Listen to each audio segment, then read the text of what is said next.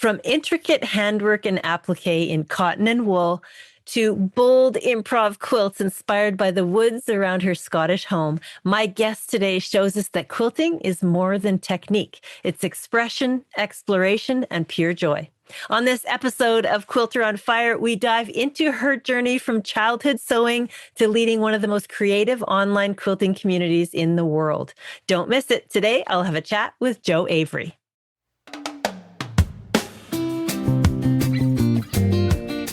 Hello and welcome to the Quilter on Fire podcast. I'm Brandy Maslowski, a former firefighter turned quilt professional. As a quilt teacher, speaker, and judge, I travel the globe to bring quilters more joy and less overwhelm. Not too long ago, the quilty life I now lead was just a dream. After many lessons and a lot of hard work, I've transitioned from juggling a day job and a quilting business on the side to becoming a full-time quiltpreneur. I started the Quilter on Fire podcast to create a vibrant community of quilters, artists, and makers. Each episode brings you inspiring stories, insights, and the pure joy of guests from all over the world. If their stories uplift you and spark joy, you're in the right place. Let's dive in and ignite that creative fire within you. My guest today is Jo Avery, textile artist and teacher. Her life has always been filled with fabric and yarn, leading to decades of building a creative, rich life. I most recently attended her display of quilts as a featured artist at Festival of Quilts Birmingham. And I was so drawn into the quilts and their stories that I interviewed her on the spot. You can find that video on Quilter on Fire on YouTube, of course, and while you're there, don't forget to subscribe. But Jo Avery's natural talent with color and detail is evident in all of her work, from needle turn applique to improv piecing to hand quilting and embroidery techniques. Walking around her quilts, you just want to pull them off the wall and take them home. But more importantly, you want to hear the story. Her quilts draw from what she sees in nature where she lives. Trees, wildflowers, birds, the subtle changes of the seasons. Jo designs quilt patterns and has authored several books, including her latest, which is in my hands right now. It's called Journey to the Center of a Quilter. And alongside her good friends Karen Lewis and Lynn Goldsworthy, she is co-founder of The Thread House, an online teaching academy that has grown into a global community. So today, let's explore the story of Jo Avery. Jo, welcome to the show. Hi, Brandy. Thank you so much for asking me to do this. I've been looking forward to it. Oh my gosh, I've been looking forward to it for years, never mind. But I just saw you at the Festival of Quilts last summer and your display was incredible. I had so much fun with it. You remember probably that I dropped everything, set up my tripod and said, okay, I need you on video, right? Yes. It was so great. But today I want to start by taking a little look back at where you got started. So when do you first remember putting stitch to fabric? Well, I remember it very clearly, actually. It's a very clear memory I have. I'm very lucky to have a big sister. She's 16 years older than me because I was the accident late child that wasn't meant to be, but very loved, but always made clear I was a bit of a shock. So I really benefited from having this much older sister who was a really good seamstress. She made all her own clothes. She made my clothes. She made clothes for my mum. And I remember her teaching me how to do a back stitch.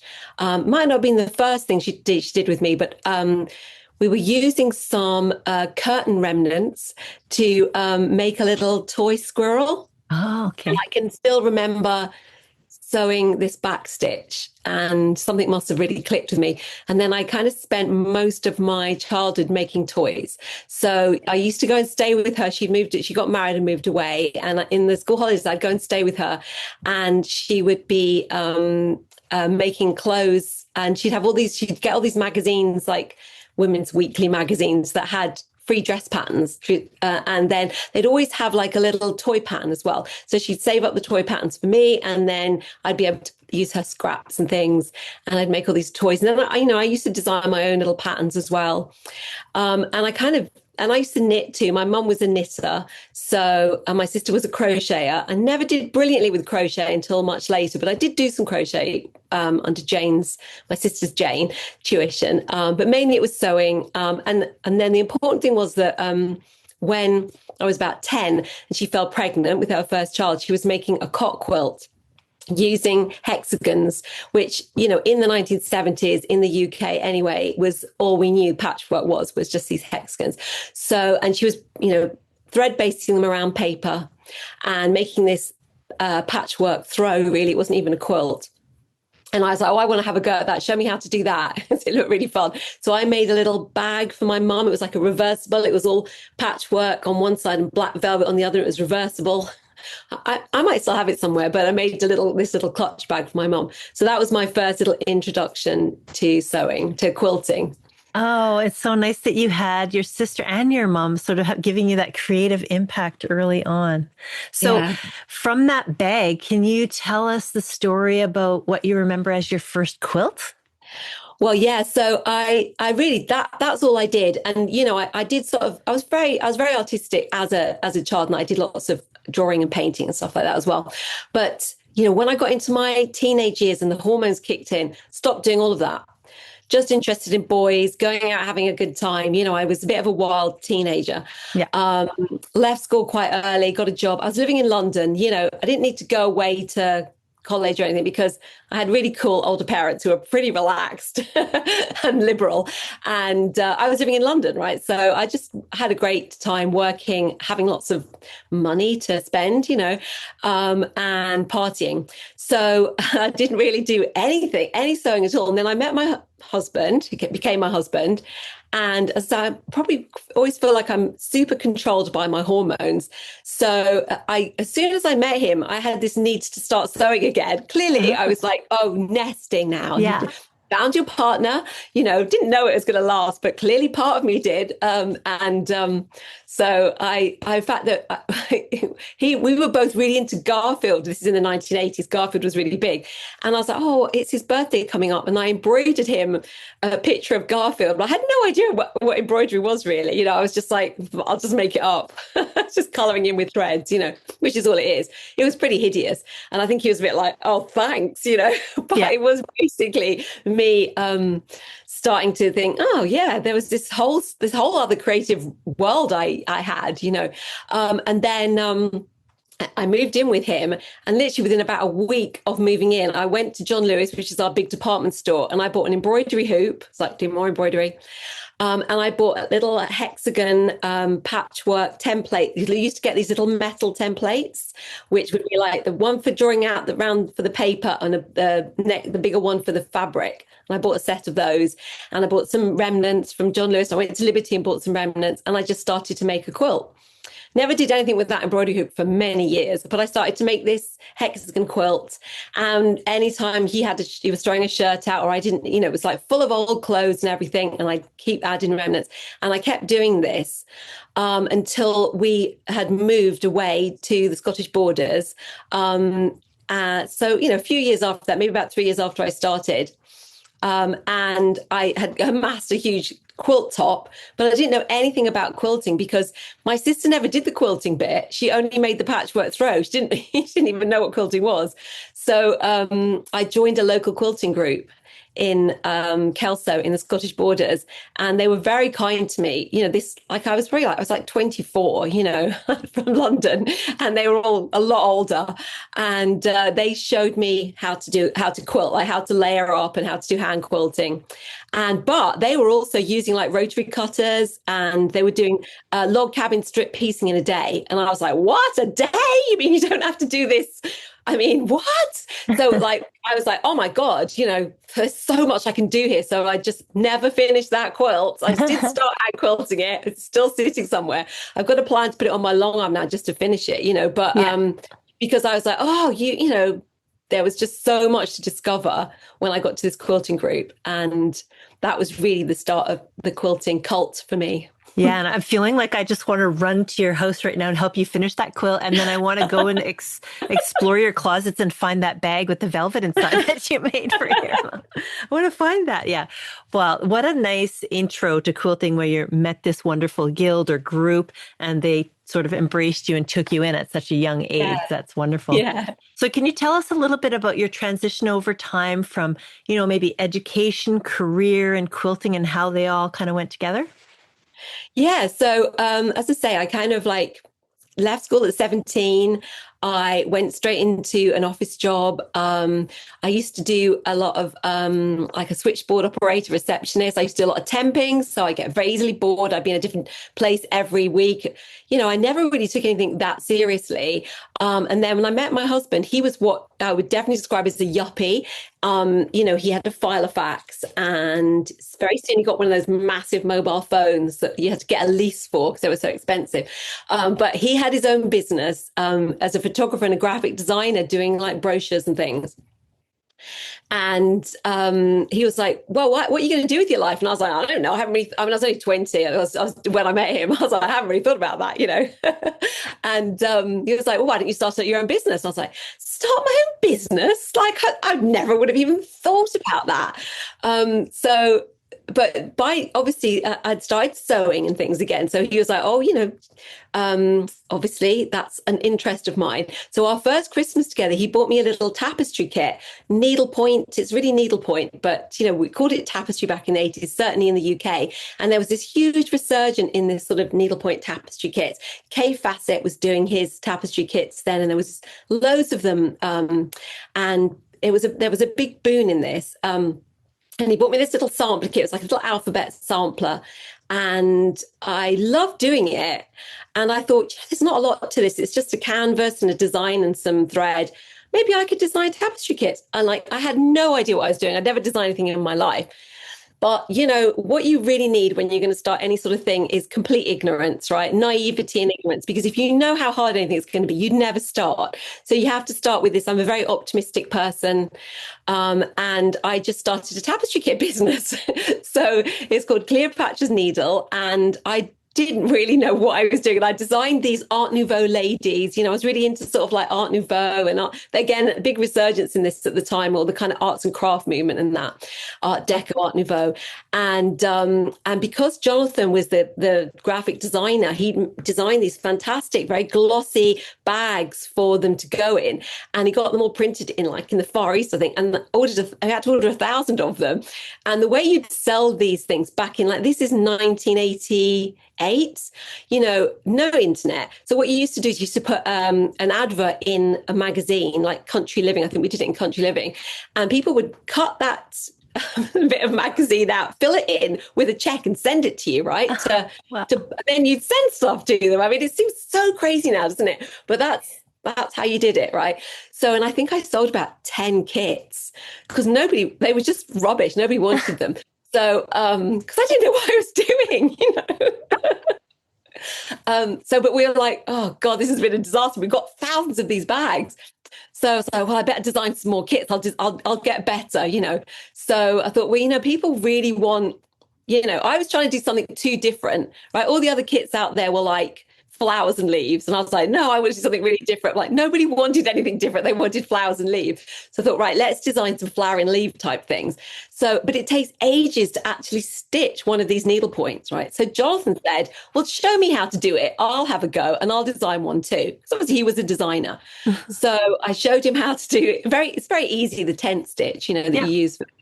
And he designed a beautiful kit, which ended up being our best-selling kit of all times. The company is actually still going. They're still selling that. Only one of them. That's so great. So annoying. I was like, I'm never showing you how to do anything again that I do, right? So, I designed some kits.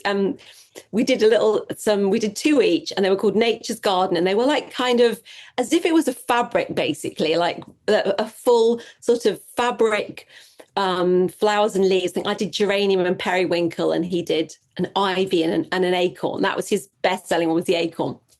So I had these 4 cushion designs, and I just rang up the buyer at Liberty. There was a haberdashery buyer. They had the whole floor. It was it's not as good now, but it was amazing, the haberdashery department. And you could just ring up the buyer and say, can I come and see you and show my tapestry kits? And she said, yes, come in next Thursday at 2 p.m. And in I go, and I showed her them, and she was like, oh, well, I'll have 20 of these, 20 of them, and wrote me a check for like £800, which was a lot of money then, right? So when I came out there, like going, oh my God, it actually worked. So then that was it. We were off with the business, and we designed the kits together, and we had a really good business. And we sold all over the world, and exported, sold into all of the department stores in the UK and loads of shops all over. And direct to people as well, but mainly we were selling through shops. And but after a couple of years, so that was 1988, I started that business. So 1990, I had my first child. So and he was kind of an accident, but I was happy to get on with it then. So and in 1992, I had my second child. So I was busy looking after children, and Jonathan was ending up doing all the tapestry kit. And so we kind of moved this. This was a business that we could move to out of London to the Scottish borders, and we could run it from there. But that's not really what he wanted to do. So I think by 1993, we sold the business. And as I say, it's been sold about 4 times, but it's still going. And a couple of years ago, I was back in touch with the owners, and they're still selling that acorn. None of my designs, but still that one. So then I got into the quilting. So, it's one of these things, if you turn your hobby into business, you have to find a new hobby. Yeah. So even though I liked doing the needlepoint, it had just become work. So then I was really into quilting. So once we sold that business in 1993, I was then really into quilting. And I really wanted to make a business. I wanted to run a business of quilting, really, or find a way of making a living. I did do some little bit of teaching to other local guilds around. I'd sold some stuff. I used to sell wadding. I used to buy bulk wadding and then sell it to people in my groups now. But I couldn't really... and then I thought maybe I could make money being an art quilter. So I did have quilting exhibitions and things, but there didn't seem to be any way of really making any sort of money at it. And by then, Jonathan had started his furniture business off, and that was doing really well. So he needed me to help. So once the kids went to school, I ended up being with his business, which ended up being our partnership. And for many years, we worked together, and it was creatively very, very fulfilling. He designed and made, we had a big factory that made freestanding furniture, kitchens, bookcases, all sorts of things. And then we had quite a few shops in Edinburgh and Glasgow, and I did all the buying for the shops and all the merchandising, and I did all the kitchen design. So, it was creatively very, very fulfilling for many years. Yeah. So I'm going to stop because we'll get on to the next bit. Well, it's such a great story. And I really want to see how this story leads into coming back to quilting. I believe that you were one of the Flickr quilters early on, and you posted on there. So let's get into that part of the story where quilting really came back. It did come back, yeah. So I think what happened was that, my kids were teenagers, and I was starting to have a bit more time to start to sew again. And, I kept making quilts, but what I would call very utilitarian quilts. I had bought all this fabric. I had a stash, So every time there was a new baby, or all my nieces and nephews got 21st birthday quilts. So I made these quilts, but they were very kind of like just squares or something, I wasn't doing anything really creative at all.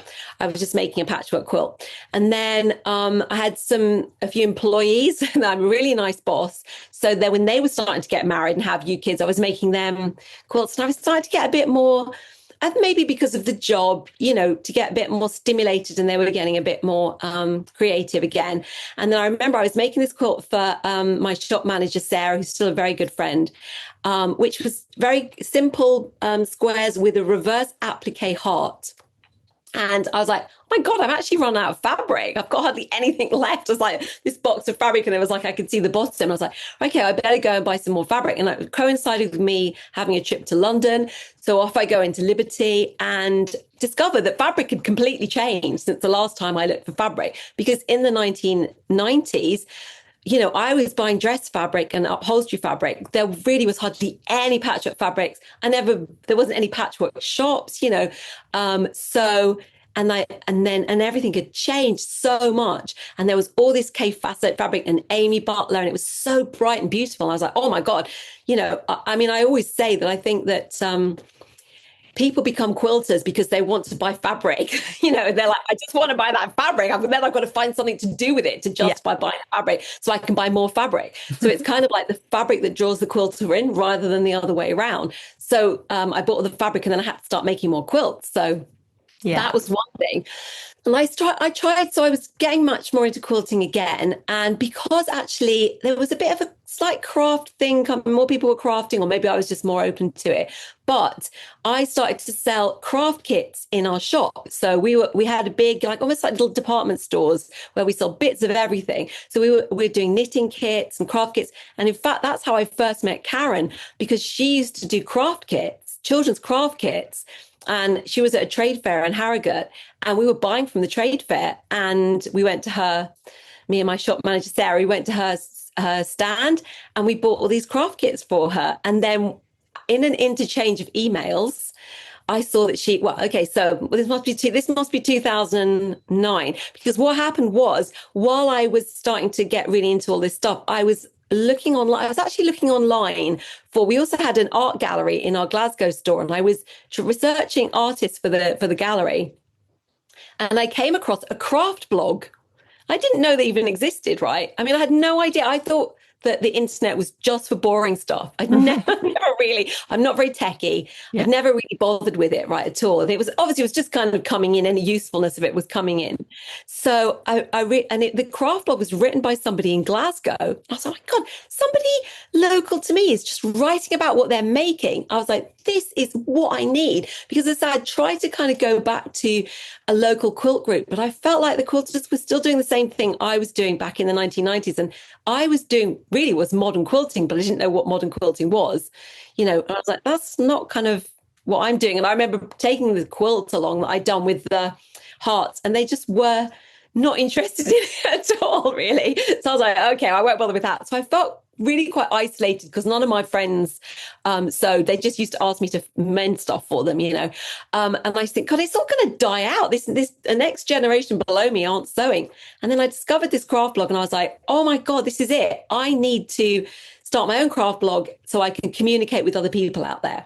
So I got my sons to help me set it up. We had a really fun time doing it. We still talk about it, actually, and coming up with the name. And I just called it Bear Paw because that was like the first quilt block I ever made, proper quilt block.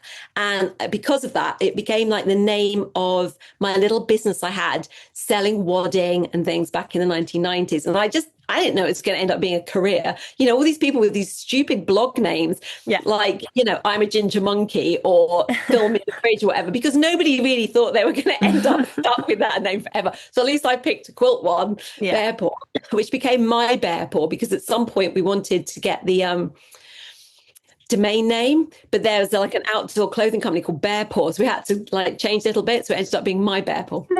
Anyway, so I started this craft blog, and literally that was the start of the whole career. And then I discovered other blogs. I discovered Flickr, and that's where we were all gathering and doing doll quilt swaps. And then Lynn, about I think I started about a year after I started my blog, she came along, and she kind of hit the blogging world like a tornado, right? She doesn't remember all this, right? I'm the one that remembers when she started her blog exactly to the month, and what happened and everything.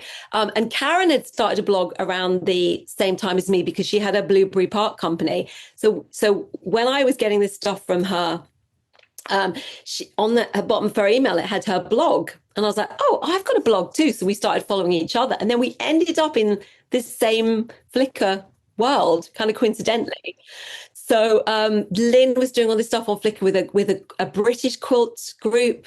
And then everyone was going on to Twitter, which I never really got. And then everyone went on to Instagram, and I had a BlackBerry, so I couldn't go onto Instagram for years because you couldn't on a BlackBerry. And I was like, oh God, when is my phone contract up? So I get a new phone so I can go onto Instagram and hang out with the cool kids again. So yeah. That's really the story. And I guess the thing that happened was that the magazines started in the UK. Loads of magazines started. I actually started working for magazines like Popular Patchwork. They weren't really modern, but I was kind of trying to make them more modern by doing stuff for them. And then Love Patchwork and Quilting started, and they kind of hoovered up all of the British bloggers. It was a fantastic editor who we've sadly lost now, called Jen Fox Proverbs. And really, we all have her to thank for our careers, because she got us all involved, me, Lynn, Karen, right at the start, designing for that magazine. And that kind of meant our profiles went up. And then people in the States knew about us because Love Patchwork Quilting was very, no one was really doing a modern quilts magazine in the States. So modern quilters were buying it there. Yeah. So was it really the Flickr and, that kind of thing that got you seeing yourself as a different kind of quilter than a traditional quilter? Well, I think when I got into the quilting blogs and I realized they were out there, and I think possibly it was the first thing that made me realize there was lots of quilting blogs was Amy Ellis's Bloggers Quilt Festival, right? Mm-hmm. So I think she just started doing that. She used to do it twice a year. She did the first one in March, and then I'd started my blog in like the June. So I went to the second one, which was in October, and I was like, just found out about this. It must have been someone on Flickr. Share. I didn't know any other blogs. No one was reading my blog apart from my family, and then I discovered this Bloggers Quilt Festival. I jumped straight into that. And then that was how bloggers found each other. And I found another blogger who was in the UK, and, it was like, it was just like, it was amazing, and then we just kind of found each other, this community came. And then I think I, through that, found out about modern quilts because there was modern quilt groups on Flickr. And I read about Denise Schmidt and realized, she started off, and then the Modern Quilt Guild started. So I think I was just like drawn to that because I was like, oh, this is exactly what my aesthetic is, so. Yeah. So was there a defining moment when you kind of realized, okay, I know this is my thing. Can I take that leap and do this for a living now and leave the career behind? Well, I think it was probably kind of forced on me in a way. I mean, so I was still running our business, but around that time, the credit crunch happened. So the business kind of fell apart because no one was buying kitchens. They just weren't spending big money. And we ended up having to close the factory down, close all the shops except for one shop, which I was running. I was still, because when we sold all the furniture, that was our kind of main business. But rather than just having it as a showroom for furniture, I would buy all of this stuff to be like this little department store. So we had, like I said, a cook store because we sold kitchens, and we had a children's department because we did children's furniture, we did interiors. So when we stopped doing our own furniture, we still could sell all of this stuff. So it was just like a really nice interiors giftware store in Morningside in Edinburgh. Great location. So I just kept running that, but it was still really tough. And we had this big shop, and, I couldn't afford to stock everything, to keep it stocked. So I was like, always, ramming, thinking, what else can we do? What else can I do to make this work? Just stave off from bankruptcy, really, because that's the way it would have headed, So I was like, right, why don't I'm so in, I wasn't just at this point into quilting because it had brought up this big resurgence of finding out about this internet, everything that was on there. I was knitting, I was crocheting, loads of crocheting, embroidering, everything, because I just got so inspired by what everyone else was doing. So I thought, I'm going to start a craft studio. So it meant that one of the rooms, because we had a big shop that was divided into 4 rooms. One of the rooms I didn't have to buy stock for. So that was great. And because I could just fill it, make it a classroom, and I could earn money from teaching as well. So I started that off, and it was immediate success because there was a whole, everyone was like, keep calm and carry on. And, they all wanted to craft. Everyone wanted to save money and get back to basics and craft. So there was huge demand for classes. So I was doing like basic sewing machine skills, basic hand sewing, learning to quilt, learning to embroider, learning really crochet, everything. And then, of course, people wanted to then buy the fabric and the yarn. So I started to stock all that. So really, it became my career because I had to find something new to do. And so I was running this alongside designing for the magazines. And it worked really well because you don't get loads for designing for the magazines. But if I could design a quilt for a magazine, I then had a sample for my next class. So they kind of worked hand in hand. I just didn't, and, I do like little, toys or whatever. For a long time, I would do more than just quilts because I'm quite a general sewer person, so I could make bags and I could make like an angel or a doll horse, or so the magazines would ask me to do kind of fun things as well, and then there would be fun classes. Yeah, so good. Well, you have I want to talk about your book for a second. We're going to go really deep into your book after the break, but there's one little thing in your book that you wrote in the back. I read the whole thing, loved every minute Oh, of it. wow. You have a full page of heartfelt acknowledgments in the back of your book, and it's all of your supporters and friends and your sewing group. And you mentioned there that you've been inspired by incredible makers like Nancy Crow, Maria Schell, Carolina Oneto, and Nicholas Ball. So, Yeah. how have these incredible quilters inspired you along the way? Well, yeah, I was trying to pick out the people that I felt like had, I get so much from. And I mean, obviously there's loads I could pick out, but I picked those out because I really admire all their work. And I feel like it inspires me in a way that I couldn't get from myself. Like I couldn't come up with the ideas on my own. Nancy Crow's a really interesting one because when I first started to quilt back in the early 1990s, she was absolutely pivotal for me becoming a serious art quilter at the time, and getting back to it later, really that kind of initial ambition, because I went down to London to hear her talk. The Craft Council had an exhibition on contemporary American quilters, and I went down and viewed this, and it absolutely blew my mind. It probably had one of her quilts in it. One of the quilts that really amazed me was by Susan Shee. I don't know if you're aware of her. She's a very well-known quilter, but she mainly sort of like paints on her quilts now. She and another few quilters in the States started something called the Green Quilt Movement, which if you'd started it now would work brilliantly because of the internet. But in those days, it was all postal, right? So, and I was at that time, and I've always been very interested in environmental things and was very kind of on my soapbox all the time about, saving the planet, right? Because it was that first burst of, we've got to do something, guys. I mean, yeah, we didn't really, did we? But we tried to start with, and then, Yeah. we forgot again, and this keeps happening. And I drove everyone mad going on about this sort of thing. They didn't really want to hear it. And then I realized that there was this way of combining making quilts and giving this message of, the green movement through quilting.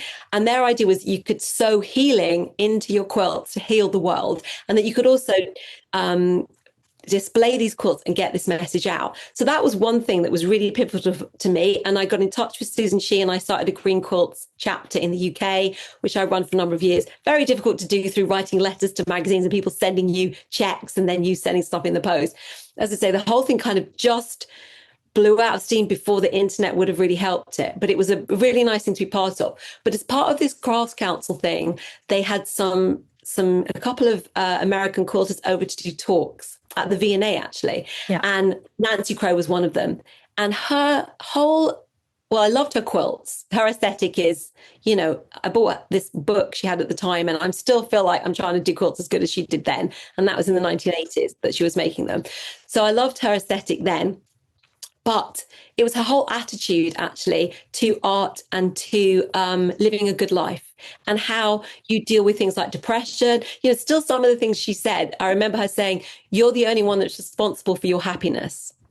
And that still really stuck with me, because she had been struggled when she'd moved away from the city to the country, and she'd really struggled with depression. And then she realized this. And I had struggled moving from the city into the country. And yeah, so that was actually very pivotal to me. And it was very pivotal to see how you could be a real artist with quilts. Yeah. So that's why Nancy Crow was there. And Maria Schell, again, I just think is an amazing artist.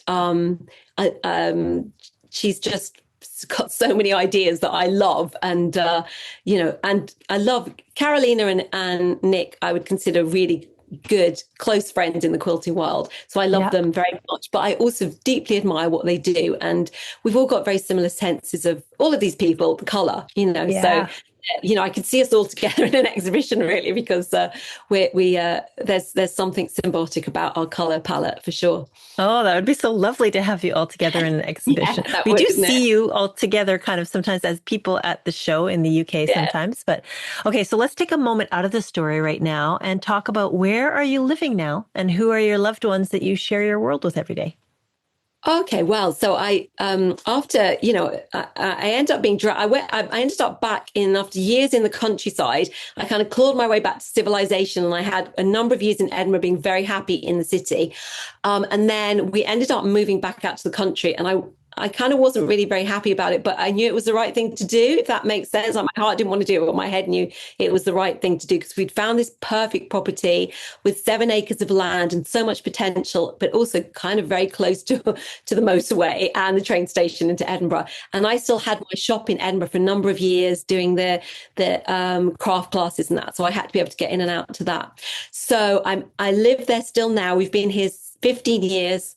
We got here and there was just a big empty field and we planted thousands and thousands of trees. We've now got all this beautiful woodland.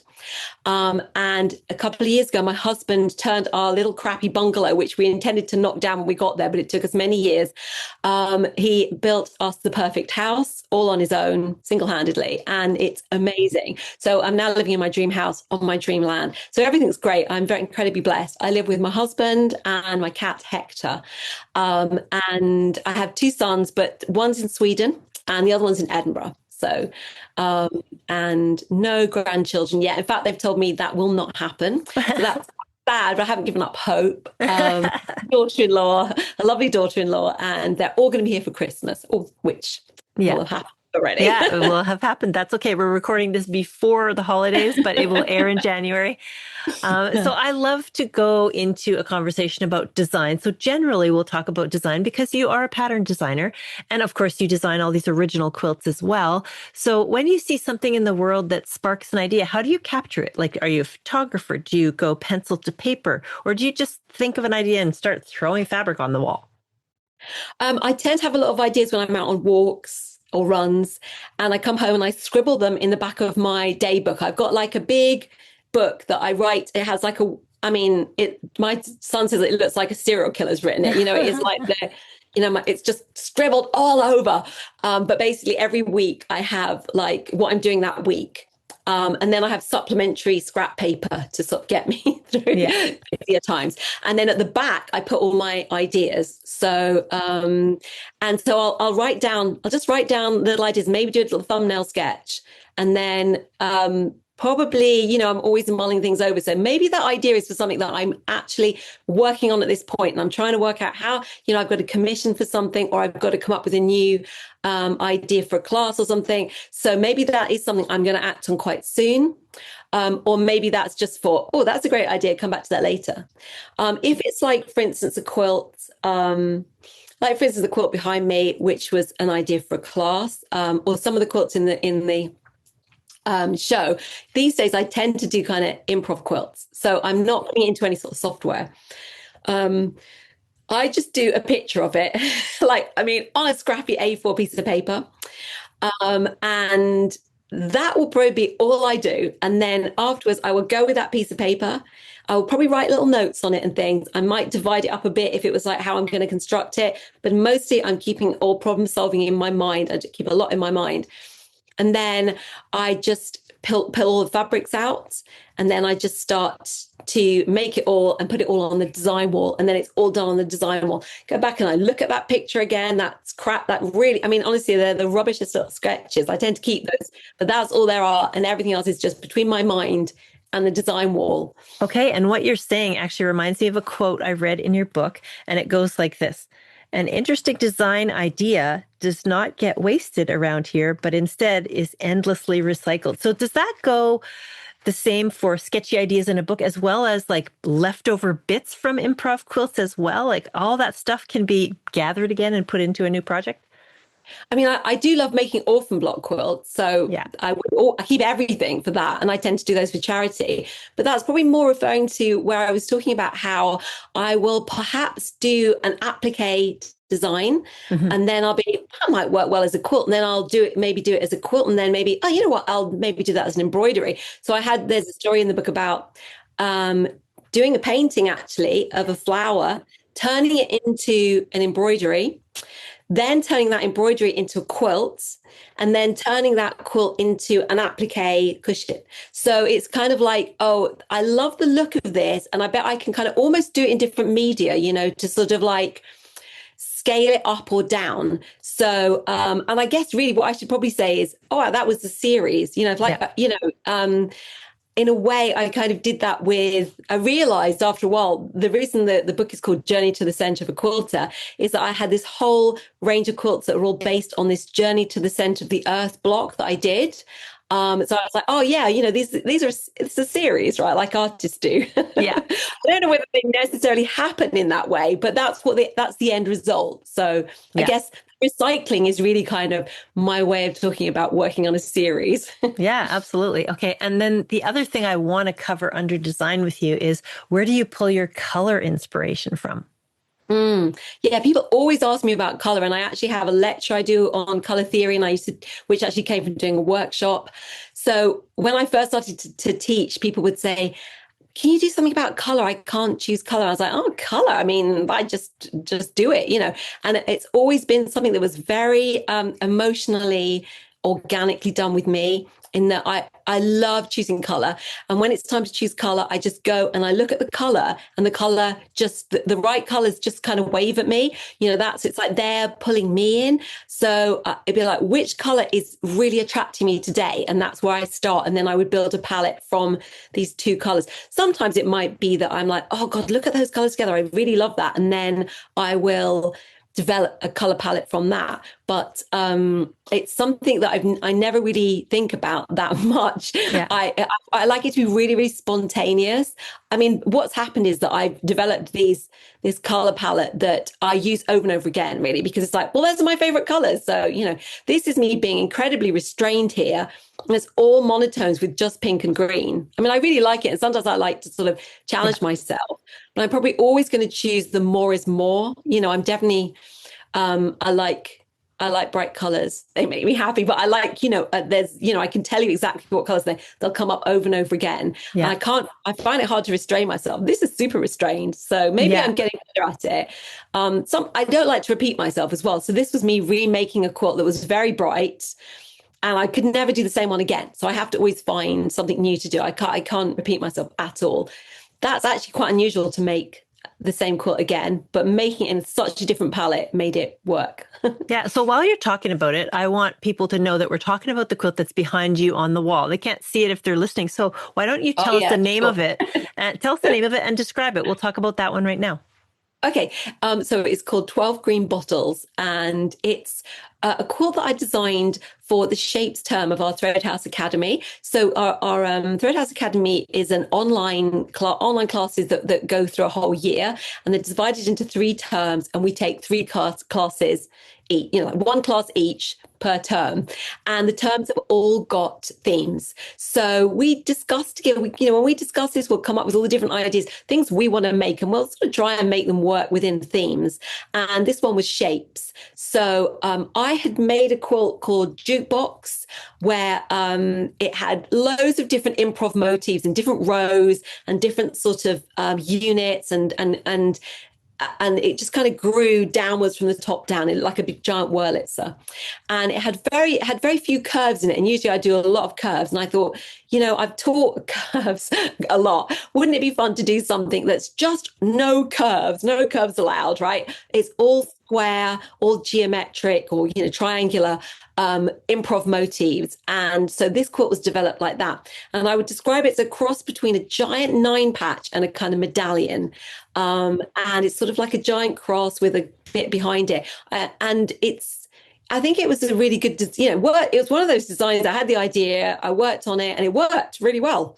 So, they didn't always work brilliantly. You have to struggle with some of them, but this worked really well. And I did it for the Thread House Academy, and I taught it in last autumn. So I made the quilt again because, what happens when you're planning these things is you make the quilts because you've got to sell well ahead the fact that you're going to sell this whole year. Yeah. So I'd made this in like the end of 2024.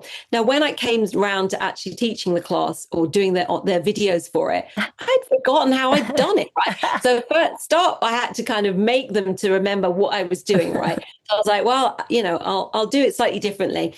So I made the first one so that I could sort of remember what to do. And then knew I was going to have to make another, so this has got like a kind of wall section, I call it a corner section and a center. And the walls and the corners are repeated 4 times. So I have to make one of the wall and one of the corners anyway. And then I was like, right, if I'm going to make the quilt, do the online video, I've got to make them while I do the video. So I'm going to have half the quilt made. So I might as well just make a whole new quilt. So I just committed to, there's no point having half a quilt. I'll just make the whole quilt again. Yeah. Yeah. So yes, so that's still available. You can buy any of you have to sign up for the whole year. If you've missed a class that was last year, you can just buy it as a single class. It's lifetime access and you can just watch it at your convenience. Yeah, so you can buy a class, you can buy a term, you can buy the whole year. And you also have a new thing on your website where you can buy for life, right? Oh yes, they're all of them for life. Yeah. When we first started it, we weren't sure how it was going to work. So I think originally we did them for just like 6 months, and then we were like, no, it's worked really well, and people really they want them forever. So we do a lifetime access. By lifetime, we mean the lifetime of the academy, because we obviously can't say your lifetime. Yeah, exactly. Yeah. So we're talking about the Thread House Academy, and you can go to academy.thethreadhouse.co.uk. You are doing it with 2 other incredible quilters, Karen Lewis and Lynn Goldsworthy. And I want to direct you right now, if you're listening to my YouTube channel, Quilter on Fire, because I featured all 3 of these incredible women who are doing this academy. It's a worldwide community now. It's going so well. They've been doing it a number of years, and it's just blossoming. And so I encourage you to go check out that video so you can find out more about it as well. But before we move on to that kind of stuff, I want to talk a little bit about your business in a nutshell. So you have a website that is store.stitchgathering.co.uk.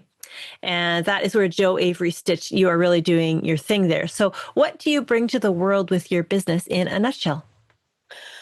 So I feel like I'm constantly like shaving stuff off of my business. So the last year I did a new website, mainly because I was launching this book. So, I said about how I had this shop business and store business, which I sold nearly 6 years ago now, but I still really needed fabric. So I started to sell fabric still, just a small amount, everything I was using really, mainly for my own benefit, because I realized that I was the biggest shoplifter in my old shop, right? And now I had to I wanted to be able to just pull bolts off the wall and use them off the shelf. So I better sell some fabric. So for a while, I still sold fabrics, and I used to make kits, and then obviously sold my books, my Aurifil thread collections, and my PDF patterns.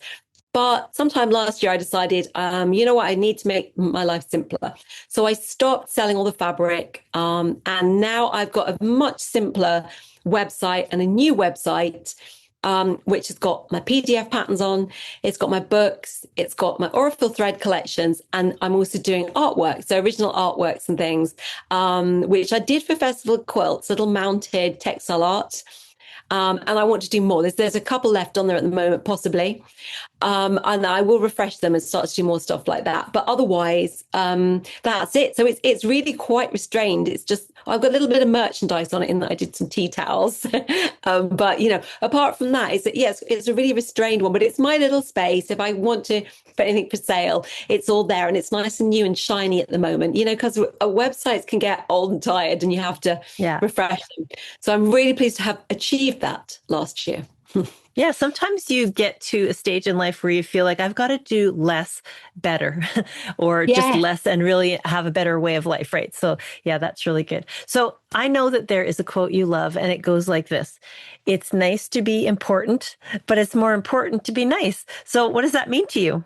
Well, I just really like that because I do think it's really important. I think the most important thing to be in life is to be kind. And I think if anyone would remember anything about me when I'm dead, it would be, I'd like them to remember that I was a kind person. So I just think kindness and being nice and being friendly and welcoming and warm is really, really important things. I always strive to do that. And to think the best of everybody. And I think, when you're a bit of a celebrity, you can get a bit, I'd hate to think I got too big for my boots, right? So I think this is quite a nice way of remembering that, right? That it's more important to be nice than it is to be important.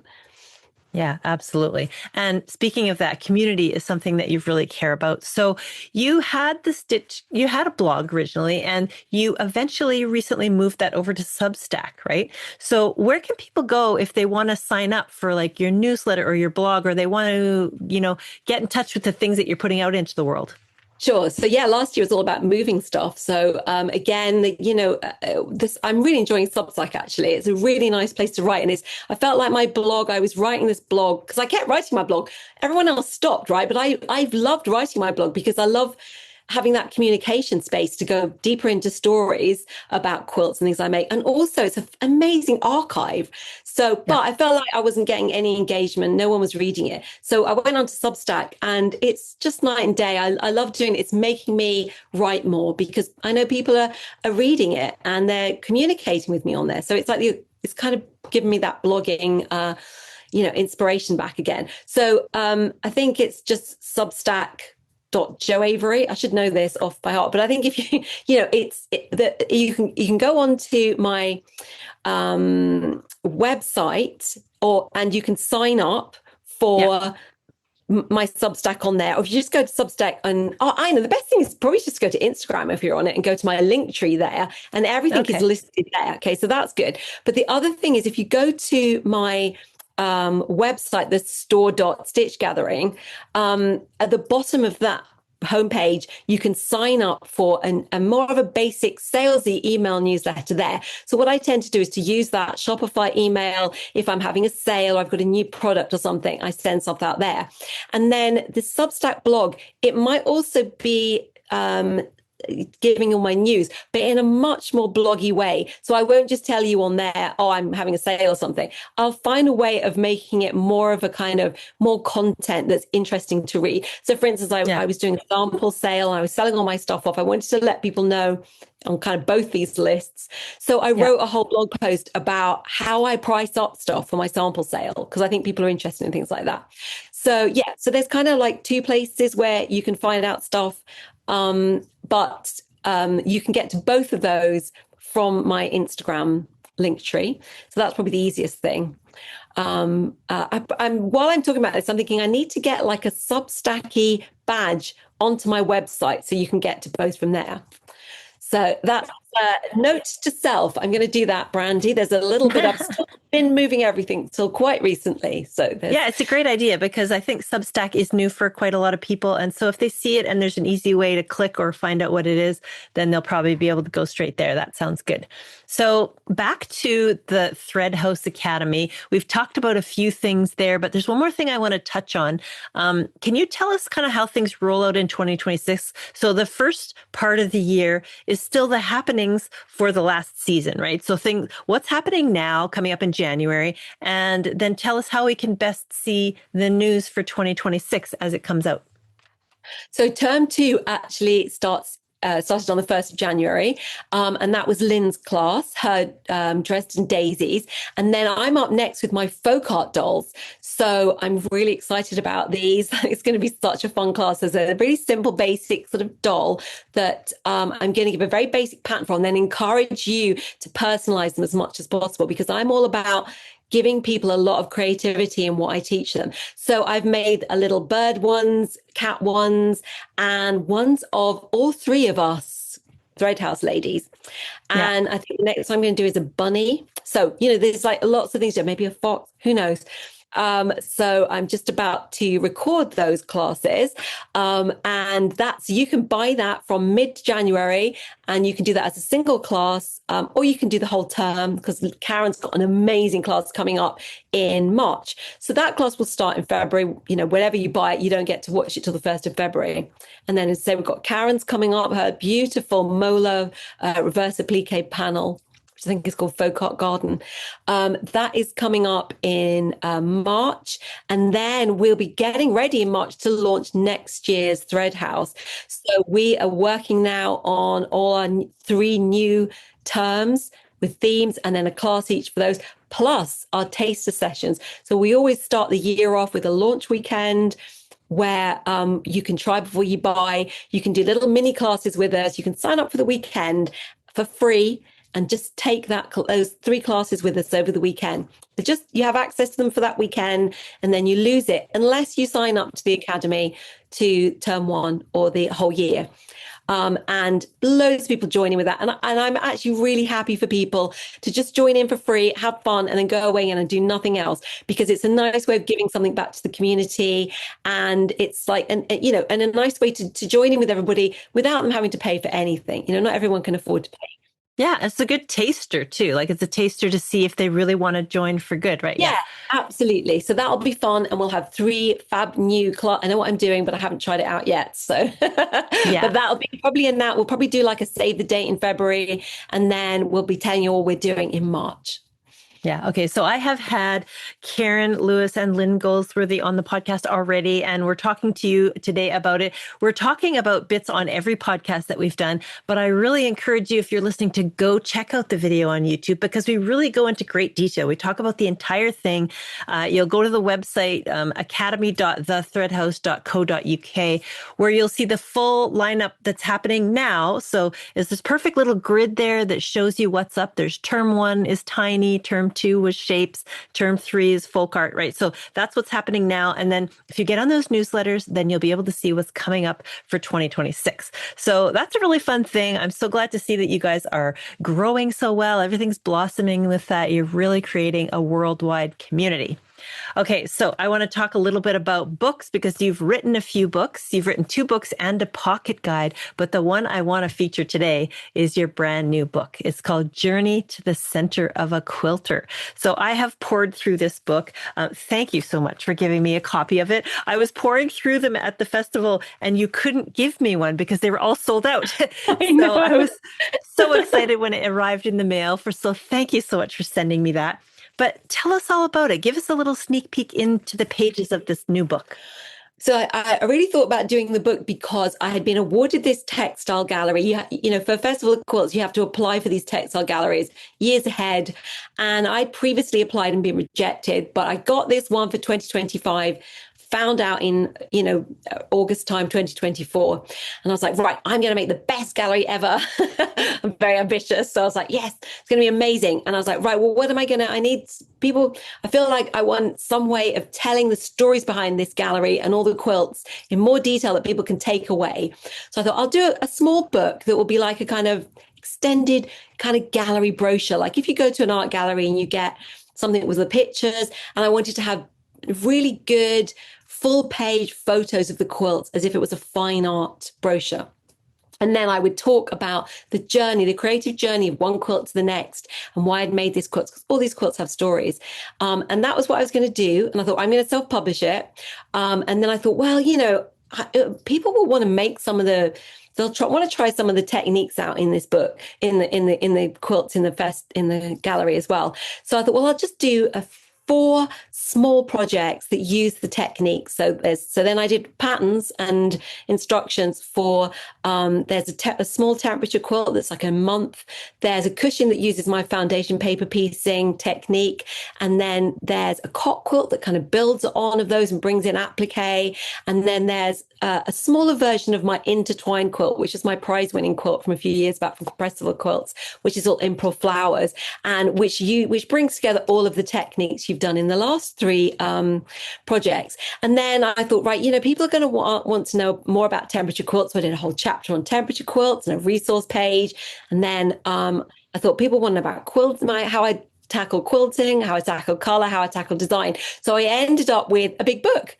So, 92-page book. So it ended up full-size book. And I, as I said, self-published it myself, which was really fun to do.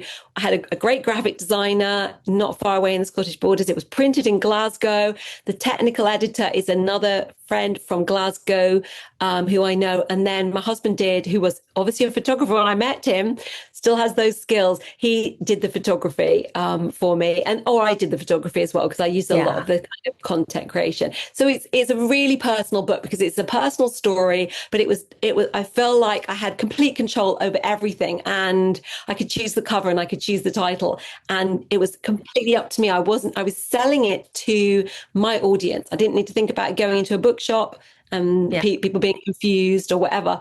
So I loved the whole experience, and I definitely want to do more books that way. I absolutely love it. The photography is incredible. There's gorgeous log cabin steps in the front, right down to Hector the cat on the back page. So did you invite your husband to make a quilt, or were you afraid he was going to upshine you like he did with the embroidery? Yeah, no, no way. Never invited him to make a quilt. He'll do something It's amazing. yeah, well, it's an absolutely beautiful book. So if people are interested in picking up this book, where can they go to find it? Well, really, just if you're in the UK or anywhere apart from the US, really, just from my website. I will ship anywhere, and I'll ship to the US and you'll get a signed copy. But I do have one shop in the US that sells it, which means you don't have to worry about Yeah. shipping. I mean, you don't have to worry about the whole tariff thing because it's not on books, right? You know, that whole thing that Trump's done recently, it's not on books, it's not on artwork. So that's good. So, but, it is high shipping. So just because it costs a lot to ship, right? So you can go to Morris Textiles. Lovely Lisa Morris, who's a very good friend of mine, Liverpool girl who who now lives in the States, and she is selling it. And I think she's going to be selling it at QuiltCon. So I'm going to get a load to her for QuiltCon. We're going to maybe try and do something fun with them there. I'm not going to be at QuiltCon, but if you are going, you can buy them from Lisa's stand there. There's a few other shops I sold to in like Germany and France and Denmark. So you might be able to check to find them online, but otherwise just get it from my website. It's not on Amazon or anything like that. I wanted to really control where it was sold. There's too many scams and things, people copying books. Oh, So yeah, yeah. Yeah, well, that's lovely. It's a really good option to get it from Lisa Morris, and she is a beautiful person. And I will see her at QuiltCon. I'm looking forward to that. Okay, so let's get into teaching and speaking. Now, you have taught and spoken, you've been a sought after teacher all around the world, but you're moving more towards the online with Thread House and things like that. But I still want to ask a couple of questions, like what if someone was to ask you to teach or bring you in, what is your favorite thing to teach? If you were the one who could say, "Oh, I get to choose, this is what I would choose." wow, that is quite difficult. I probably would choose something like something needle turn applique, but something like I've enjoyed teaching things like my keepsake fabric book, because that is a way of me saying, right, this is lots of stuff you can do with this, but you can bring in a load of stuff and let's all work on exactly your kind of keepsake fabric book. And then we'll work on a few, I'll show you how to do a few things for some pages, but the rest of it's going to be all yours.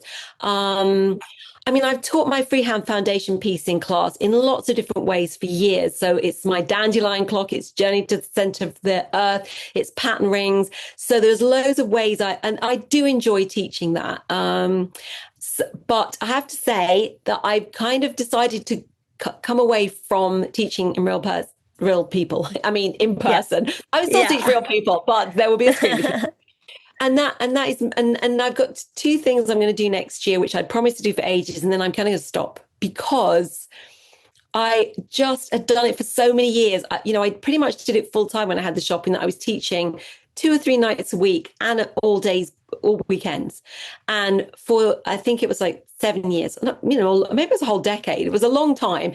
And as I've done less and less of it, you kind of get out of practice and you lose your confidence a bit because you don't do it all the time. And then it becomes really hard and exhausting to do. So I just feel like getting rid of the selling the fabric, it's like I've done that enough. I still like doing the lectures, so I'm happy to do online lectures and things. And at Festival of Quilts, I'll probably do a small class once every year, and I'll do a lot of lectures. But yeah, maybe I'll decide after a few years' time that I want to get back and do it again. But I feel like I need a proper break from doing it. I'm not really into traveling, so Yeah. I'll just do it all online with the Thread House. So. Yeah. Well, and it's so great because you're still available. People are so interested in your book and they're so interested in your workshops. They can join you in the Thread House Academy, right? They can. Okay. Yeah. So that is so great. So is there a quilt project or a quilt itself that has been most memorable for you over the years? Wow. I mean, the last one's usually the most memorable, isn't it? Yeah. I mean, they have all been really, really memorable. I think I might say Intertwined, because that was the one I won a first prize for at Festival of Quilts. And I was like so amazed to actually win a first prize. It was like, what? And I love that quilt. It's all improv flowers, and it was done, a lot of the quilts I really love actually are ones that I made with all the orphan blocks from when I taught the class. So it kind of reminds me of all that teaching I did, which I still have lovely, happy memories. And I made so many great friends from teaching for all those years. Especially at my shop, so it's got those memories locked into it. It was started and initially inspired by me doing a class with Anna Maria Horner at my first QuiltCon in 2015. So that was the starting point, and she is one of my absolute heroes, quilting heroes. I love her. So there's that memory in it.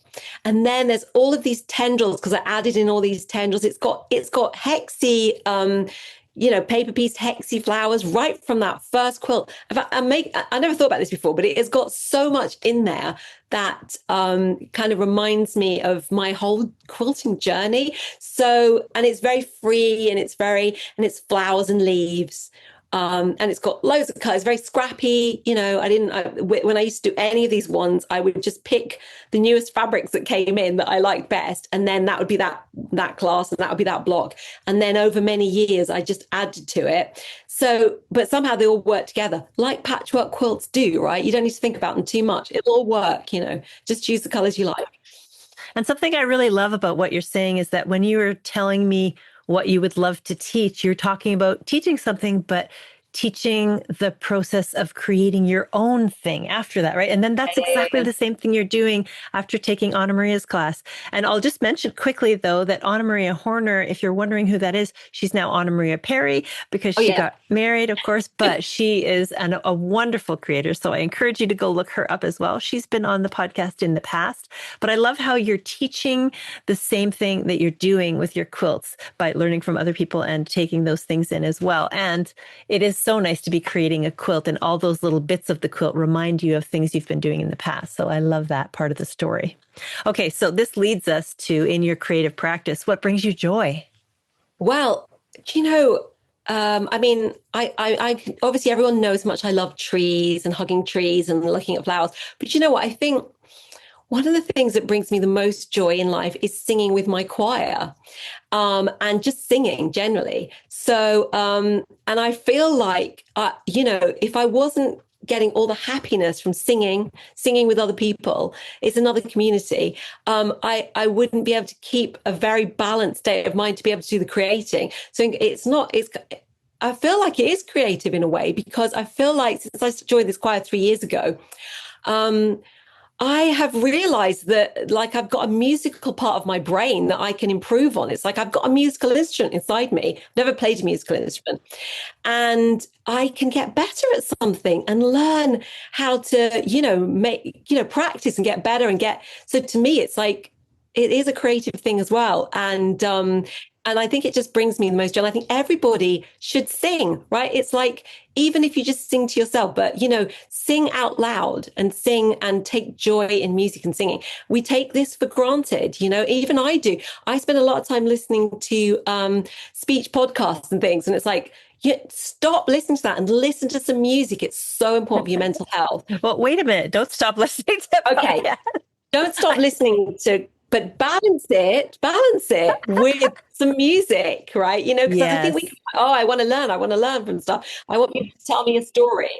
I have to say, I recently went to a couple of retreats the last 2 years in a row. And the price of entry for this retreat with just a couple of my friends is that you have to bring an LP, which is a large record, right? And we just have so much joy putting dozens of records on, record after record. Who's putting the next record on? It's just such a joyful thing. So I do agree with you, even though I'm joking around about stopping listening to, but yeah. It's about a balance, isn't it, right? So yeah, a little bit of everything in moderation. Yeah, and I sing a lot, but always in the shower or in the car by myself or in my studio sometimes. But as long as you do it, But singing with other people is kind of magical. So that's something I only discovered in the last few years. I'm like, wow, it's made a huge difference to my life and to my wellness, mental wellness. And I want to encourage everybody to think about doing stuff like that. That's Self-help for everyone there. Yeah, what a lovely answer. Okay, so right now we're going to take a quick break. And then when we come back, we're going to talk all about Jo's studio space where she creates some of her quilts, of course, and what's coming soon. We'll be right back. Picture this. You're standing on the ramparts of Edinburgh Castle, the Scottish Highlands stretching before you. In your hand, a tartan handbag with fabric and hardware you picked yourself. This isn't just a dream. It's our tour of Scotland to the Festival of Quilts, and it's happening July 21st, 2026. Imagine 13 days where every moment inspires you.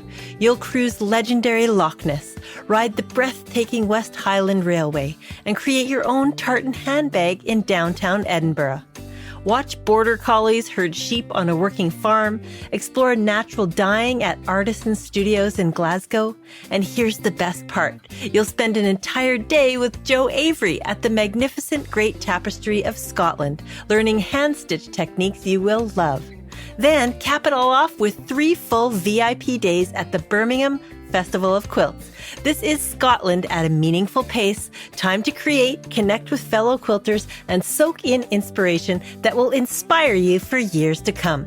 And if you act quickly, you'll get early bird savings of $100 US until February 1st, 2026. Don't wait, spaces are limited. Call the team at Opulent Quilt Journeys today. 1-877-235-3767. That's 1-877-235-3767. Or email info@opulentquiltjourneys.com. Scotland is calling. Your quilting adventure awaits. And we are back with Jo Avery. Jo, can you describe your studio space to us? Yeah, I'm really lucky actually. My husband, before he started to build our dream house, he was building tiny houses in the kind of American tiny house style of like what I would call a posh caravan.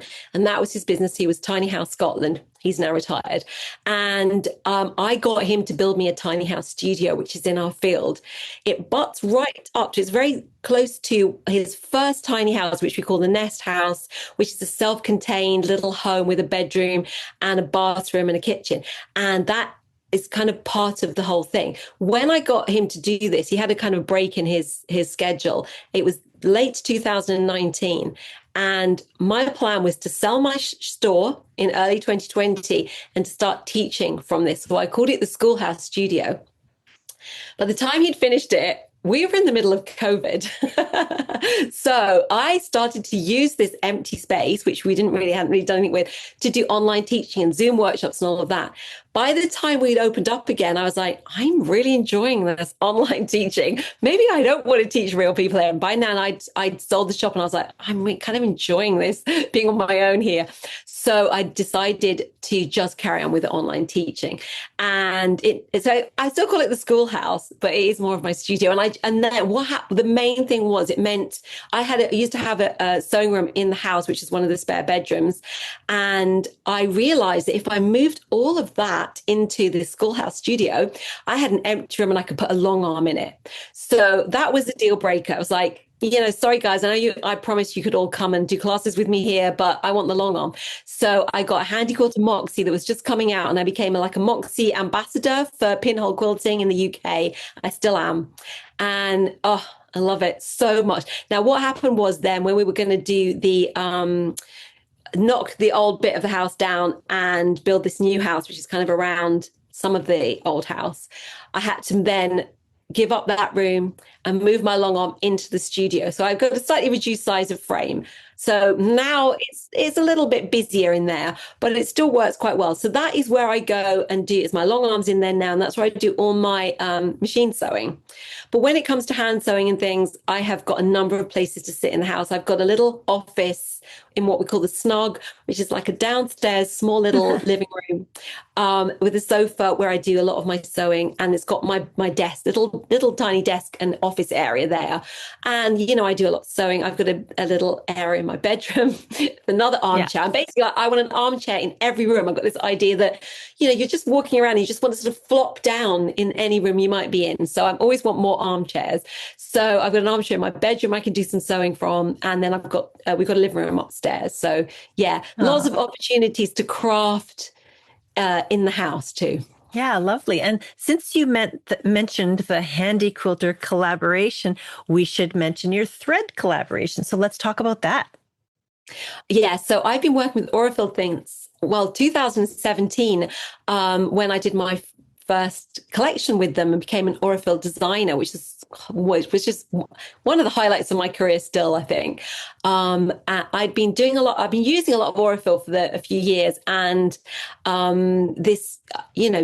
just talking to them actually at QuiltCon, this was something that came apart. It must have been 2017 QuiltCon, I guess. So, which was in Savannah. And this is when, usually you'd have to kind of have like a fabric collection to get one of these, but I managed to get one without doing that, which is amazing. And I chose all my favorite colors. And it was like, I chose them in about 2 minutes. It was over too soon because, I've got this, as I say, this kind of organic, I knew exactly what I wanted. And I chose my favorite 12 colors, and it's called Sherbet Dip. And it's one of these big ones. It's been discontinued now because they kind of keep them for about 4 years. That was fabulous. And then I did a one with cotton, 12-weight cotton called Passion Flower. And then I did a 12-weight wool one called Modern Crewel Work. And that actually led to my Modern Crewel embroidery book with C&T. And then those are all discontinued now, actually. Then I did one that went with the book called Stitching with Wool. You can still buy that because I love my Aurifil 12-weight wool. Then I did Dream Flowers a couple of years ago. And then this year I did Moon Trees.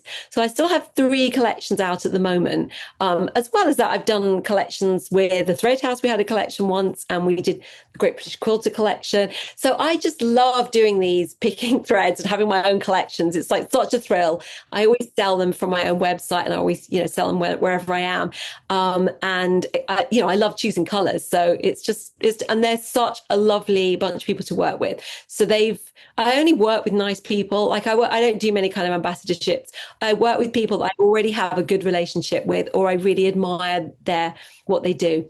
So I hope I always work. I'm an Aura philosopher. So in like 2020, they expanded their Aura philosophy program of educators, and I was one of the first to become an Aura philosopher out of the US, which means I give these lectures and things. On Aura philosophy, and people ask me, I have to know everything about Aurifil, so Yeah, absolutely. Okay, a couple fun questions before we get into the quilts, which is what we really want to talk about today. So what is your favorite time of day? Anytime when I'm going to get fed. I probably say just before lunch or just before dinner, because I don't really have a breakfast. I spend my whole time trying not to eat very much, because as you get older, your metabolism changes. I find I'm always looking forward to, I can eat soon. So probably I would say lunch or dinner. Yeah, me too. Those are my favorite meals as well. So what's the best thing you do for your own self-care?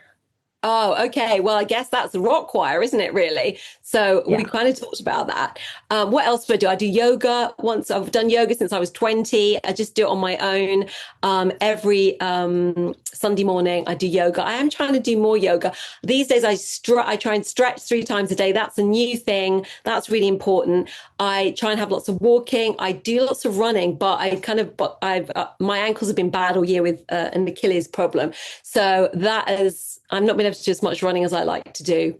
I love to move fast, so I like to run. So those are all kind of like looking after yourself. I think all my crafting is the most important self-care.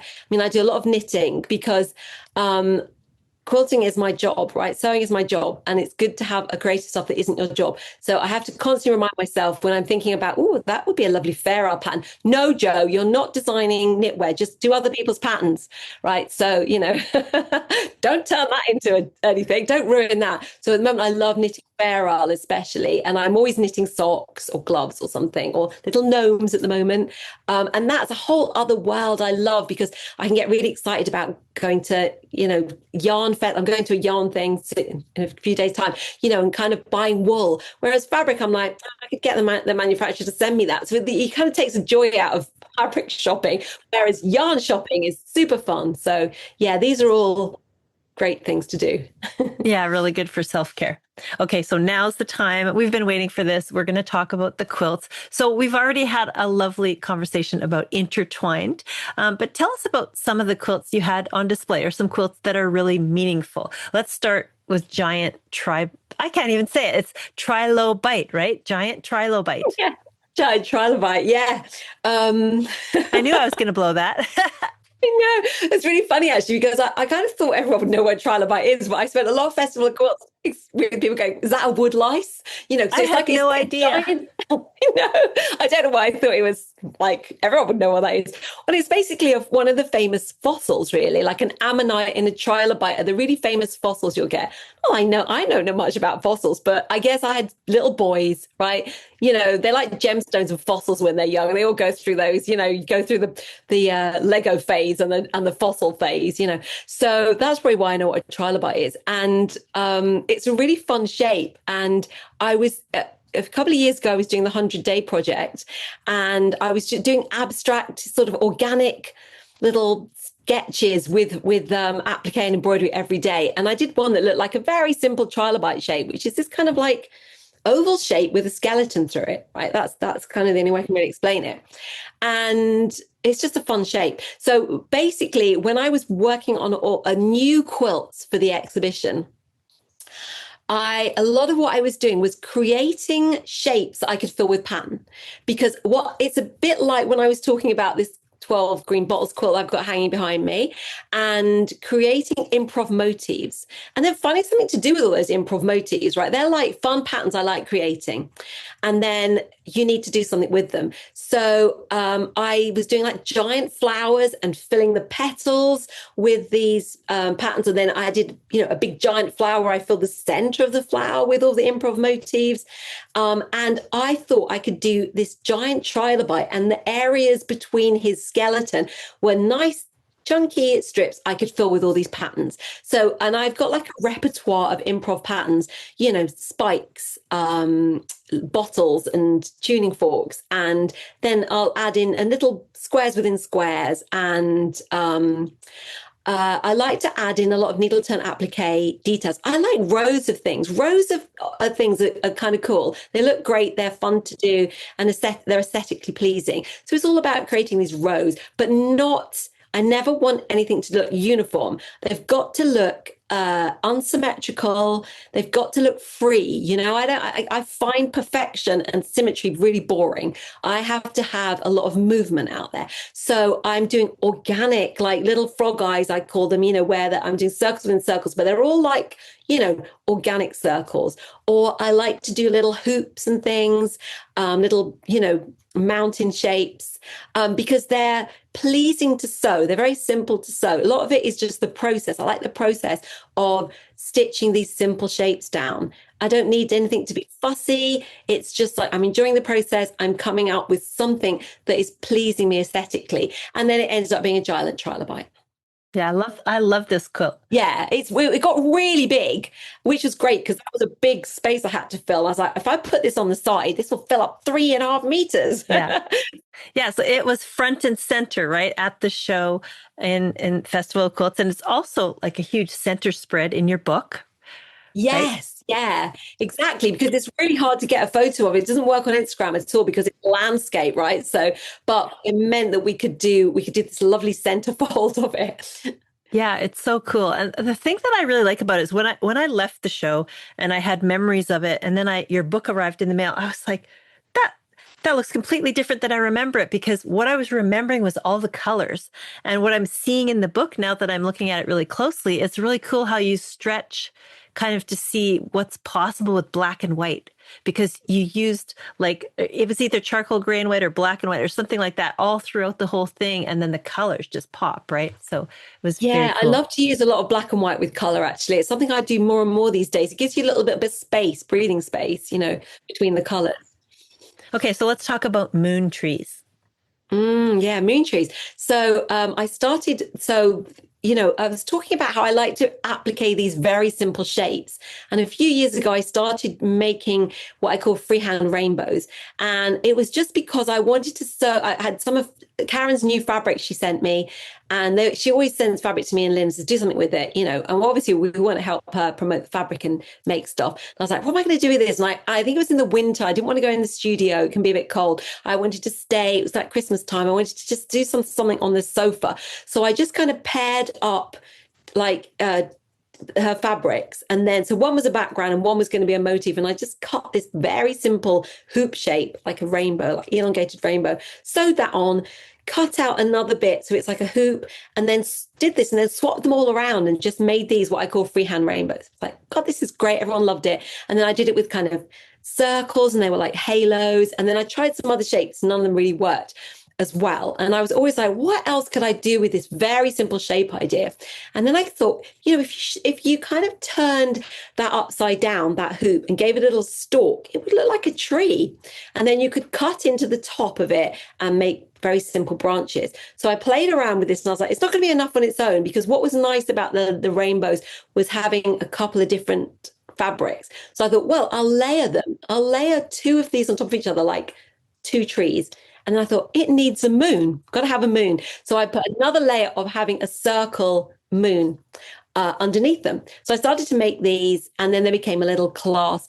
And then I was like, I'm loving doing them. I want to expand out from doing small ones. I'll do big ones.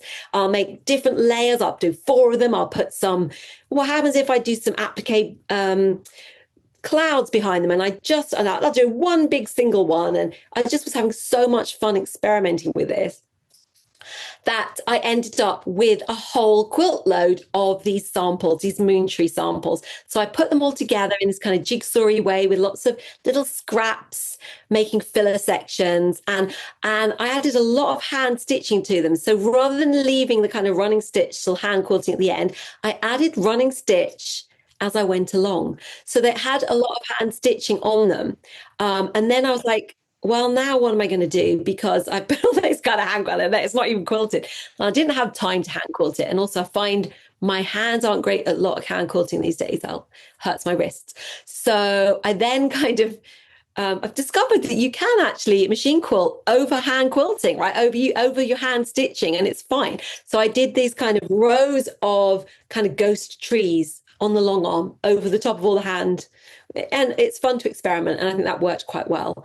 And it's a lovely quilt. I've actually started to make these big trees as a temperature quilt this year with leaves on them, and the leaves are the temperatures. So I've been working on that for 2025, and hopefully by the time you listen to this, I'll have finished. Yeah, well, good. Well, and I'm just imagining people listening right now thinking, oh my gosh, I've got to go see this. So go to the website, go to store.stitchgathering.co.uk. It's the main header on the main page. And it is gorgeous. It's the trees overlapping. It's the moons. It's all the colors. It's all the little bits in between. There's hand stitching everywhere. And then it's quilted. And it's quilted like with shadows of trees everywhere too, right? Yeah, with the long arm probably, right? Yes, So with the long arm. Yeah, it's absolutely gorgeous. Okay, I want to talk about a quilt we saw at the show as well. It's called The Crow. So tell me about that one. Yeah, it's called The Crows Are Calling. So people often call me the bird woman, right? Because I've always done stuff with birds. I've years ago started to do little applique birds like blue tits and robins. Those were the first one-off patterns I brought out in 2020. And then I went on to doing dream birds, where I just made up these birds, and they've been really, really popular patterns of mine. And then I love crows, right? So we have loads of rooks around us. When I say crows, I'm going to go crows, rooks, jackdaws, ravens, right? We have ravens that fly over us, and then I think they're magical. I think they're amazing. Especially the rooks, that they're so busy with their lives, and I find it very comforting if I'm like, oh, worrying about this, worrying about that, and I go walk around outside and I can hear the rooks busy with their lives, and you can see them if you observe them. One of them's have a look out there, the others are telling them to go there, and they're gathering little, and I'm like, God, they don't care about me and all the human stuff that we're worrying about. They're just busy with their crow rook lives, right?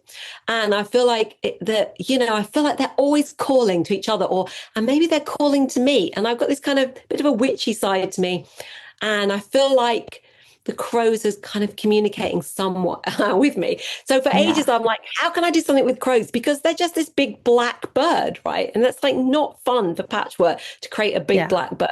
So I was struggled with it. And then I came up with these ones called carnival crows, where I just did a lot of fabric, like colored applique patterning on the crow, right, to make it less black, but it was still clearly a crow. And I thought that worked well. So then I thought, well, maybe I could do that, but I'll keep it all blacks and charcoals, but I'll do all of this patterning using my usual freehand foundation piecing. So there's little hoops with the needle turn applique, and there's little spikes and things. And it's created this very subtle patterning over a massive crow. And what I did was I created this crow to start with as a crow quilt, but it's like shaped like, and then, kind of made it as a quilt on its own, in that I kind of put a backing fabric and wadding on it, and then cut out the shape of the crow and sewed around, turned it inside out like you were making a pillowcase, right? And then quilted that. So that, and that is then this kind of self-contained crow-shaped crow quilt. And then I made this kind of low contrast background color wash improv quilt, and the crow then went on top of there, but slightly coming off it as if it's flying out of the quilt, and it's flying through this quilt, which is meant to look like the sunset, with much intention, like it's busy, it's on its way, it's got stuff to do, right? It's not concentrating on me or you or anyone. It's doing its crow job, right? So, and it's appliqued onto there. So it's quite an experimental one to do, because it was like, how I like to try something new. I want to do more crow quilts. This was the first one, I hope, of more crow quilts. Yeah. And if I'm remembering correctly, either it's my imagination that he was flying right off the top of the quilt, but I feel like the wings went right off the top, right? Yeah, that's right. Actually, the tips of the wings, I didn't stitch those down. So they kind of like a three-dimensional, because I love that kind of slightly scruffiness about their feathers. They're so, when you look at them in profile, their wing feathers have got so much movement to them, and I wanted to try and evoke that by not fixing those down. So they're almost like prairie points. Yeah, absolutely. Okay, so we have one more quilt to talk about, because we've already talked about the 12 Green Bottles quilt, which is behind you, which is part of that Thread House Academy. But there's one more. I want to talk about the first quilt that you ever got into QuiltCon. Oh, yeah. So that was called Squaring the Circle. And actually that quilt the first time I made that quilt, I made it as a mini quilt for a flicker swap. We're going back a really long time. And it's basically a basic drunkard's path block, just that curve, quarter of a circle. And I had watched this, they have this thing at Christmas called the Royal Institute Christmas Lectures. They're kind of for kids, right? But they're always really interesting. You learn some science stuff. I can't remember what the guy was talking about, but must have been something about geometry. And he was saying, did you know you can make a square out of a circle? And he basically drew a circle, and then he crossed it through, and it became a square again. I'm not explaining this very well. Maybe, but so basically what I realized was, maybe he did 4 circles, and then he crossed them, and you got a square in the middle. Whatever it was, I went, that's a quilt pattern. That's a great quilt pattern. And so I made this quilts. What you do is you just use color to make the square part of it pop out. The square part from what's kind of left. I'm not explaining this very well. You have to maybe try and find this quilt somewhere. Maybe if you search go to my blog archive and search squaring the circle. But basically it looks like quite a complex quilt, but it is just, I think it was like 264 Drunkard's Path quarters.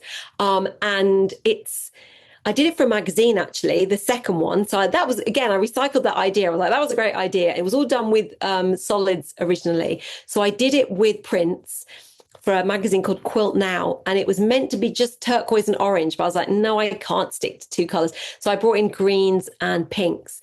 And it was for 2015. So it was only the second QuiltCon. And I put it in, and it got in. So I was like, oh my God, I can't believe it got in. And so I decided to go. So I went to QuiltCon to see it. And that opened up loads of stuff for me. I was like, what, the only person from Scotland to go. And only, I think it was only 6 was came from the UK that year. And I made so many friends and got so much more involved in the community. So it's quite a special quilt actually, because it kind of brought me to QuiltCon for the first time. And I've obviously been a lot since then. And I never get rid of that quilt actually. That's one that I've hung on to. Yeah. So it's gorgeous. I did look it up. I just searched Joe Avery, and it popped right up right away. So you can see that online easily. Okay, now I want to get into big news and coming soon. So, of course, the whole new Academy year is coming this spring for the Thread House Academy. But here's a little treat for those of you who love to travel. Joe will be our featured local quilter for a full day at the Great Tapestry of Scotland on the Quilter on Fire Tour of Scotland this summer. So it's a 13-day tour of Scotland that ends with 3 days at the Festival of Quilts. It's all coming together, and I hope you'll join us. So, of course, you will be at the Festival of Quilts as well, right, Joe? Because you're usually teaching and you have a lecture as well. So really looking forward to that. So if you're interested in signing up for that, please either contact me or go to opulentquiltjourneys.com. Just type in Quilter on Fire or Brandy or Scotland and you will find it. So Joe, now it's time for the lightning round robin. It's a series of rapid fire questions and it's super fun. Are you ready? Okay, I'm ready. Okay. The girls told me you wouldn't be able to do this rapid fire. So are you going to take on the challenge? Right, I'm going to do it. You can do it. You can do it. It doesn't have to be that rapid, but it'll be fun. Okay. What is your favorite tool or notion? I'm going to say Clover applique pins. Okay. And what's different about them though? Are they just different than regular? They're really tiny. Okay. Because usually when you're doing applique, you're dealing with very small pieces of fabric. You have big pins, your thread gets caught around them all the time. Yeah. These are perfect for applique, and I literally can't live without them at all. So most important tool. So what triggers inspiration for you? Oh gosh, it can be absolutely anything. So it is often walking around, looking at nature and things and just shapes and things, but it can be, just shapes and patterns, other art. When I'm looking at Instagram, I love to, I follow a lot of kind of artists and things, and just kind of other people's art, other quilts, it just went, oh, I just love that shape, or I love that combination of colors, or yeah, it kind of comes from everywhere. But to me, it is a lot about, I think it is a lot about pattern. But that pattern could be a natural pattern, could be a pattern from nature. But that's probably my big inspiration. Yeah, I remember seeing a napkin on the table at my friend's house in Calgary, and I've been obsessing over it for a year. So I just I've got to create this quilt. It was about Bumblebee. But okay, so do you have any kind of annual creative escape? Do you know, I don't, and I think that's because for so many years I've been organizing retreats. So to me, they're all about work, and I never want to do them myself. But I have to say, my sister and I, when we get together, we always sew or crochet together, and we listen to sort of podcasts or radio dramas and things together. So quite often, we for many years, she had a place in Tenerife, and we would have a week's holiday together in Tenerife in the winter. So going into summer in the middle of winter, and a lot of that time was spent with us just sitting out on her lovely patio in the sun. And I was there last year and crocheting some gloves, which is a really bad thing to do in the hot summer, but so I think that's my kind of creative getaway. It's just having some crafting time with my sister, just sewing or crocheting together, knitting together. Yeah, that sounds like the perfect creative escape. So do you have any kind of personal reward system for getting things done? Well, I mean, I love crossing stuff off on lists. So probably, what I would say to myself is, once that's done, I can go and do some knitting. Or once I get that done, I can go and do some fun sewing. So actually, more crafting is my, reward for getting boring admin jobs done, or writing a pattern, which is always the worst thing, that sort of stuff. So yeah, it's probably stuff like that. Yeah, I think I reward myself with fun crafting. Okay. And what's a skill you'd still love to learn? I'd like to learn how to weave baskets. Ah. I mean, there's loads of things I still like to learn, absolutely loads. I feel like I will keep doing it. But one thing we've actually grown a lot of kind of willow and hazel here, and I'd love to be able to use some of our own willow and hazel and coppice those and use those and make baskets. And that, I think I did it when I was at school years ago, but it's probably really hard on your hands, so I probably hate it. Like I wanted to do lino cutting and that, and then I tried it. I was like, no, not for me. Too hard on my hands. So a lot of things I'd like to try it. So that's something I'm on my bucket list. Yeah, a very good friend of mine just taught me to crochet a basket. I have never successfully crocheted anything in my life, and I crocheted a huge, giant basket for blankets. It's gorgeous. Wow, well done. Yeah, I couldn't believe it. It's really nice to learn something new. You just believe you can't do it, and then all of a sudden you're doing it. Of course, and it's good for your brain, isn't it? Yeah, yeah. Okay, so have you had any weird, crazy, or funny fan moments? Yeah, I did. I did have one that was quite funny. So with my dream birds and dream flowers, I'd actually decorated a denim jacket with these dream birds all over the back of it. And back in like 2024, which was the year that I brought out my dream birds, dream flower patterns, I was wearing that all the time. Like it was kind of like a little advertising hoard. So I was at Festival of Quilts and I was looking at, I think, the miniature quilts, and there was a steward by me, and she came up, she went, "Oh, look at your jacket. Oh, those are Joe Avery's, aren't they? Are you a big fan of Joe Avery?" And I sort of like looked at her like I must have looked really confused, because I was like, I don't have to answer this. And then she went, "Oh, you are Joe Avery." Oh, that's the sweetest thing ever. Yeah, that was like the time when I was quite discombobulated by what? How do I answer this? Oh, okay. And how do you answer this? This is the question I love. But what is your proudest accomplishment? Oh God, that is hard, isn't it? Because you do want to say you're having my children. Everyone wants to say. That's the most common answer. Yeah. But creatively, let's talk creatively. Creatively. Okay. I should have thought about this one. I mean, when I was saying about probably having that textile gallery at Festival of Quilts, I mean, that was a big deal because I'd been rejected already. And, I get rejected from a lot of things. I got rejected quite a lot when I tried to do book proposals. I got rejected. I always get rejected from loads of quilt cons. I'm fine with getting rejected. You just carry on, you just keep going, right? But I had got rejected, and then I'd need to sort of like, put myself out there to do it again. So I was really pleased to get the textile gallery. And then I got such great feedback about the gallery. It seemed to go really well. So I feel like I'm very proud of myself for doing that. I'm also very proud of myself for doing the book alongside it, because I self-published it. And I think when I talked about doing it, even to Karen and Lynn, I was like, yeah, no, I'm self-publishing a book next year. I think everyone was like, okay, and then I'm like, here's my book, I did it. So I'm like, yeah, I made that happen. So I'm super proud of everything I achieved in 2025. I can almost retire now, really, but I won't. Yeah, I mean, those were some huge milestones for sure. So definitely something to be proud of. Okay, well, thank you for braving the lightning round, Robin. That was so fun. So I've mentioned two of your websites. So thethreadhouse.co.uk and store.stitchgathering.co.uk, where we can find all the things we've talked about today. But where's the best place for us to connect with you on social media? Definitely Instagram. I only really bother with that. I mean, I am on Facebook as well, but I don't go there very often. So definitely, if you want to replies and things, or to, a reply to your comment or something quickly, then I'm on Instagram and I check in every day. So at Joe Avery Stitch on there. Okay, easy to find. Now, as we wrap up, Joe, what do you want people to take away most from our conversation today?